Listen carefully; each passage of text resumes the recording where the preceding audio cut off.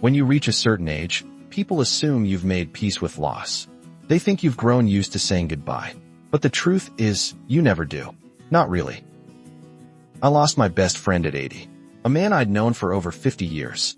We raised our kids in the same neighborhood, fixed up old cars in his garage, drank coffee on his porch every Sunday morning for decades. We didn't talk every day, but we never needed to. The bond was just there, solid, quiet. And then, one morning, it wasn't. The phone rang, and just like that, my world got quieter, colder. Losing a friend at this age feels different. It's not like when you're young and think you have time to meet new people. It's not like losing someone in your 20s or 30s, when the world still feels full of chances. At 80, friendships like that don't grow back. But in the silence that followed, I learned things I wish I'd known sooner. About grief, about love, about the kind of friendship that shapes a life. And I'd like to share them with you, because if you're still lucky enough to have your best friend by your side, maybe these lessons will help you hold them even closer. If this topic touches something in you, take a moment right now to hit subscribe. And in the comments, tell me, have you ever lost someone you never thought you'd have to say goodbye to? I'd like to hear your story. Let's begin. Point 1. The quietest mornings are the loudest in your heart. The morning after his funeral, I woke up before the sun. It was automatic. My body still thought we had coffee plans on his porch. For over 30 years, every Sunday at 7 a.m., we sat together with chipped mugs and talked about everything and nothing. We didn't need a reason. It was just what we did. That morning, I made the coffee out of habit. I even reached for my keys before I remembered. And when I sat down, alone, it hit me, not like a thunderclap, but like a slow, heavy fog that wrapped around my chest. Grief at this age doesn't scream. It whispers. It seeps into the everyday. It turns routines into reminders. And in those small, silent moments, drinking coffee alone, hearing an old song on the radio, seeing a photo from a fishing trip in '83, you feel the full weight of what's gone. I realized something that morning. When you lose someone you've shared decades with, you don't just lose them. You lose the version of you that only existed with them. That version of me, the one who laughed at his terrible jokes, the one who teased him about his awful singing voice, the one who felt known without explanation, died a little too. And I had to learn how to live with that absence. But that's when the first lesson became clear. Grief doesn't ask for attention. It waits for the quiet, and then it speaks. So if you're grieving, don't be surprised if it's the little things that hurt the most. And if you still have someone who shares your morning routines, hold them close. Tell me in the comments, what small habit reminds you of someone you've lost? I'd love to read your stories. Point 2. The loneliness isn't from being alone. It's from not being understood. After he passed, people checked in for a week or two. Kind neighbors brought casseroles. My daughter called more often. The church sent flowers. But soon enough, the world moved on, as it should. But I didn't. I still sat on that same porch. Still poured 2 cups of coffee out of habit. Still found myself turning to say something, only to be met with air. And when I tried to talk about him, really talk, people got quiet. Or worse, they offered quick comforts like, he's in a better place, or, at least you had so many years. I know they meant well, but here's the hard truth. What hurts isn't just losing someone. It's losing the one person who understood your silences, your inside jokes, your history. And no one else quite fills that space. It's not the solitude that gets you. It's the absence of witness. Someone who saw your whole story unfold. Someone who remembered your first car, your worst haircut, your big break, and your biggest regret. Someone who didn't just hear your stories, they lived them with you. And suddenly, you realize, you're still here, but parts of your story no longer have a co-author. That's where the deepest loneliness lies. Not in empty rooms, but in full ones, where no one knows you the way that one person did. So if you still have someone in your life who gets your jokes without explanation, who remembers the little things without reminders, don't take that lightly. That kind of bond is rare. Leave me a comment. Who's the one person in your life who really gets you? Let's give them a little love today. Point 3. 45% of older adults say they feel lonely often, but almost no one talks about it.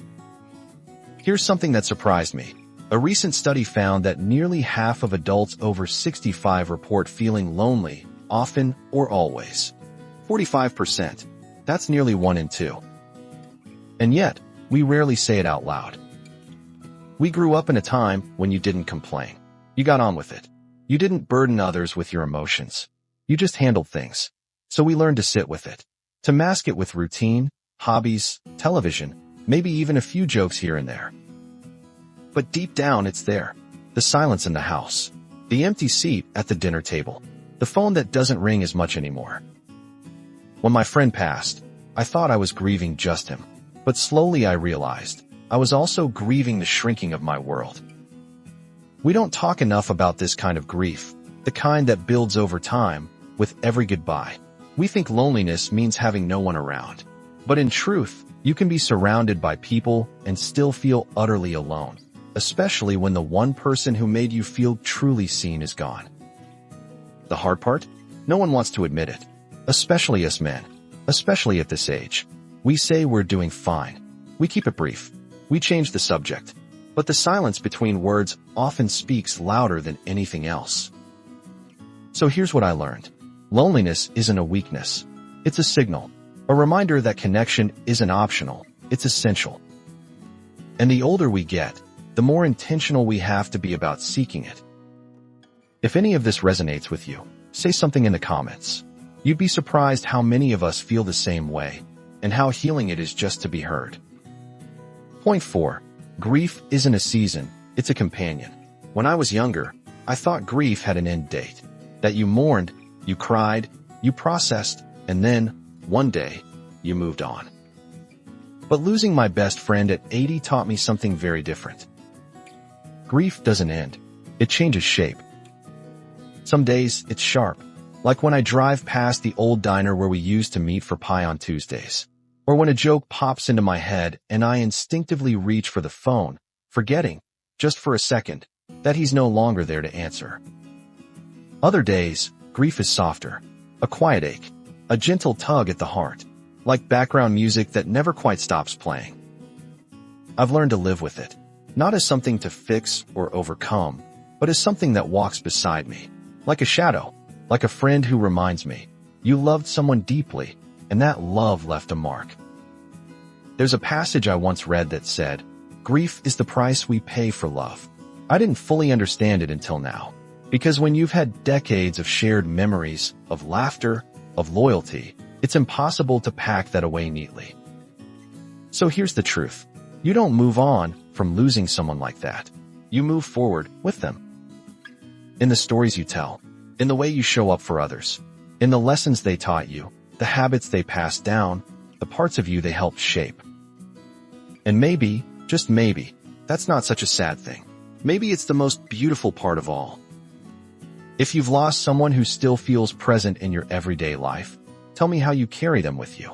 I'd be honored to hear. Point 5. There's still time to be that friend for someone else.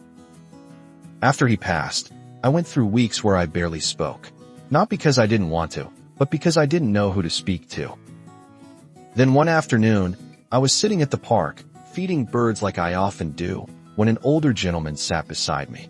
I'd seen him before, always alone, always quiet. We nodded at each other, nothing more. But that day, he said something simple. You come here often? I chuckled. What is this, a movie? But we started talking. Turns out, he lost his wife 2 years ago. Just like me, he'd been drifting through the days. We didn't have much in common at first. Different backgrounds, different careers, different views on just about everything. But somehow, it didn't matter. We started meeting once a week. Same bench, same birds. Just two old men talking about baseball, bad knees, and the weather.